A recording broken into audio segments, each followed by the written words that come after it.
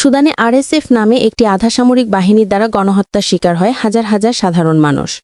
সুদানের দারফুর অঞ্চলের গুরুত্বপূর্ণ শহর আল-ফাশির দখলের পর ভয়াবহ মানবাধিকার লঙ্ঘনের অভিযোগ উঠেছে। জাতিসংঘের মানবাধিকার কার্যালয় জানিয়েছে, শহরটি নিয়ন্ত্রণে নেওয়ার পর আরএসএফ নামে এক আধাসামরিক বাহিনী শত শত নিরস্ত্র বেসামরিক মানুষ ও যুদ্ধবন্দীকে হত্যা করেছে বলে আশঙ্কা করা হচ্ছে।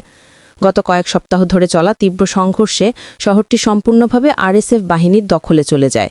শহর দখলের পর শুরু হয় নির্বিচার গুলিবর্ষণ, ঘরবাড়ি জ্বালিয়ে দেওয়া এবং পুরুষদের আলাদা করে হত্যা করার ঘটনা।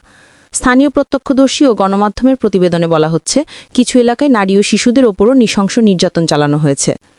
জাতিসংঘের মুখপাত্র রাবিনা শামদাসানি বলেন, আমরা বিপুল পরিমাণ হত্যাকাণ্ডের সাক্ষ্য পেয়েছি। অনেক বেসামরিক মানুষ গায়েব বা আটক আছেন এবং এটি স্পষ্টতই একটি মানবাধিকার বিপর্যয়।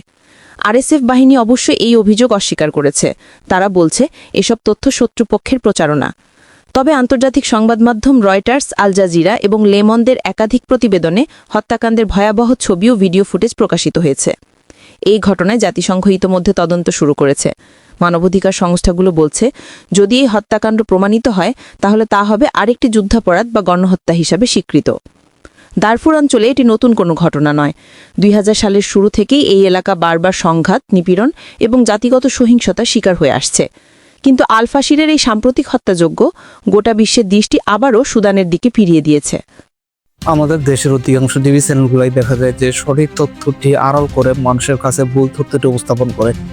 তাই আমরা চেষ্টা করি মানুষের কাছে সঠিক তথ্য উপস্থাপন করতে এবং আমাদের এই উদ্দেশ্যকে সফল করতে আমাদের চ্যানেলটিকে সাবস্ক্রাইব করে পাশে থাকুন।